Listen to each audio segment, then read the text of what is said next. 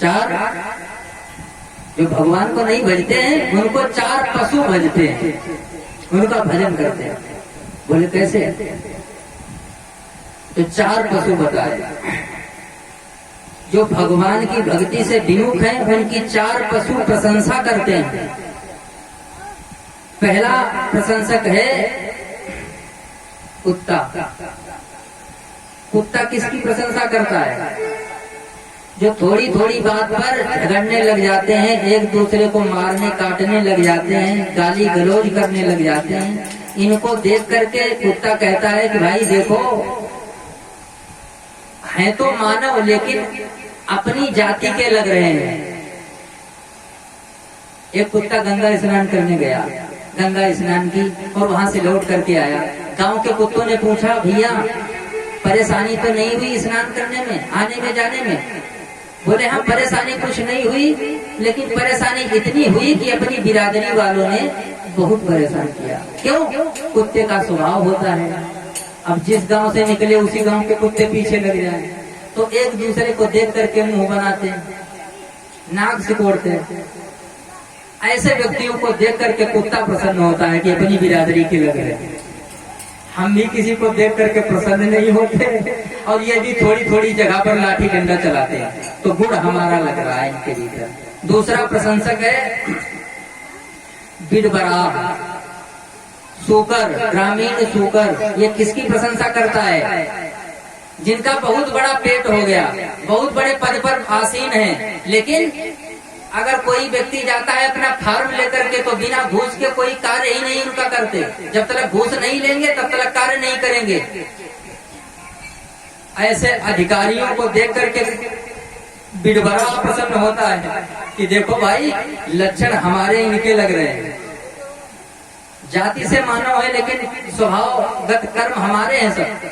बिड़बड़ा क्या करता है? वो भी बिष्टा साफ करता है, गंदगी साफ करता है, गंदगी खाता है। ऐसे ही जो घूसखोरी करते हैं, भाई दरिद्री कौन कहा गया? होवा दरिद्रो ही विशाल तृष्णा। जिसको जिसके भीतर तृष्णा है वही दरिद्री है। पहले लोग डरते थे दूषित धन से कि हम नहीं लेंगे, हमारा परिवार बिगड़ जाएगा।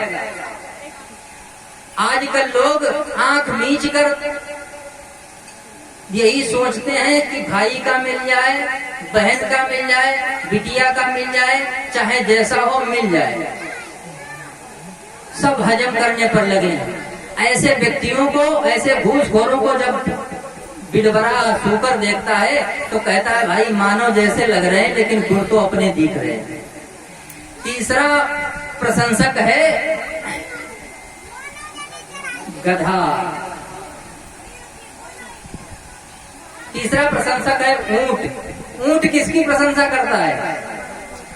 जो व्यक्ति अपने से बड़े को प्रणाम नहीं करता, ब्राह्मण को प्रणाम करने में लज्जा आती है, संत महात्मा को दंड प्रणाम करने में लज्जा आती है, मुख उठा करके चलते, हम काहे इनको प्रणाम करें, हम तो इतने पढ़े लिखे हैं, इतने काबिल हैं। ऐसे देहाभिमानियों को देख करके ऊंट कहता है कि भाई शरीर तो इनका मनुष्य का है लेकिन लक्षण अपने ही दिख रहे हैं। ऊंट कहता है जैसे मैं मुंह उठा करके चलता हूँ ऐसे देखो मेरे तरीके से, मेरे तरह से ही मुंह उठा करके चला आ रहा है। चौथा प्रशंसक है गधा। गधा किसकी प्रशंसा करता है? जो जीवन भर बोझा ही ढोते रहे परिवार का। और बुढ़ापा में लड़के ने, बहू ने निकाल दिया, खेत के पास मड़ैया डाल दी, अब वहां बैठे रो रहे हैं। तो वहां जब बैठे रो रहे हैं तो गधा कहता है कि भाई क्यों रो रहे हो? ऐसे व्यक्तियों को देख करके गधा कहता है भाई क्यों रो रहे हो? जो दशा आपकी वो दशा हमारी। आज तक आप लोगों ने रिकॉर्ड देखा होगा, किसी भी व्यक्ति ने गधे को पारितोषिक नहीं दिया, इनाम नहीं दिया कि भाई बड़ा काम काजी है।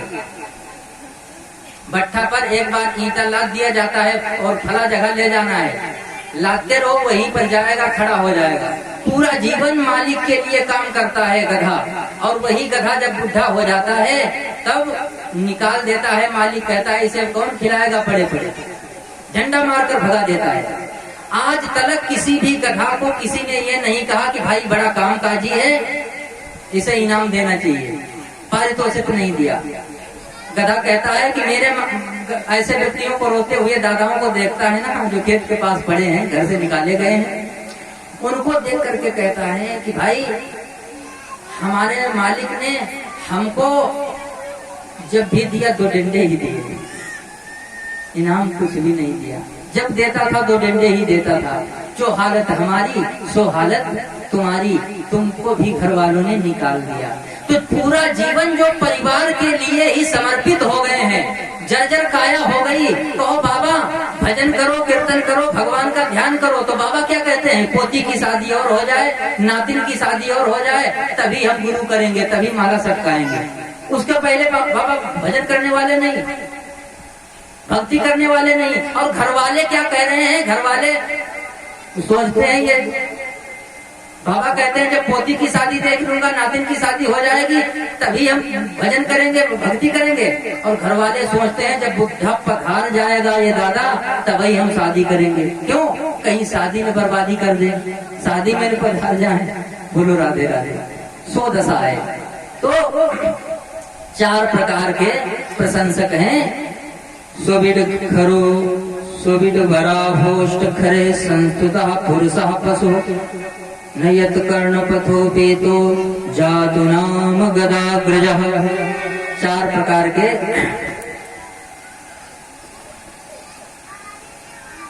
जो पशु हैं वो अपने से मिलने वाले मनुष्यों में जो गुण हैं, अपने गुण जिन जैसे पशु जो है उन्हीं की मतलब वंदना करते हैं, नाम लेते हैं कि हमारे गुण इनमें मिल रहे हैं। बोलो राधे राधे। तो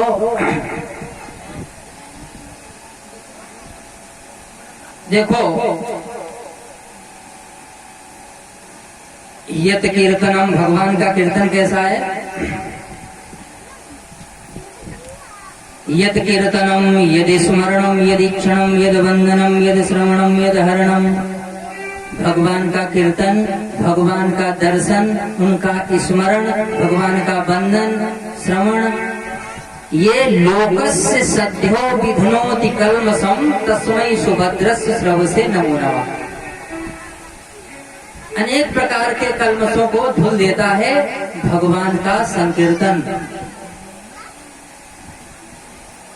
वो सुखदेव भगवान कहते हैं चाहे जितना बड़ा तपस्वी हो, चाहे जितना बड़ा दानी हो, चाहे जितना बड़ा मंत्र वेदा ब्राह्मण हो, तपस्विनो दान पर यशस्विनो मनस्विनो मंत्र विदः सुमंगलः। चाहे जितना मंत्र वेदा ब्राह्मण हो, तपस्वी हो, लेकिन वो कल्याण तब तक नहीं कर सकता तब तक जब तक वो भगवान से नहीं जुड़ जाता। जो भगवान से जुड़े हैं वो ही कल्याण दूसरे का कर सकते हैं। बोलो राधे राधे। क्षेमम न विन्दन्ति विनाय दर्पणम, तस्मै सुभद्रस्य सबसे नमो नमः। फिर पापमयी जातियां गिनाई। कौन? किरात होण अंध पुलिंद पुलकसा, अम्भीर कंका यवना खसादयः।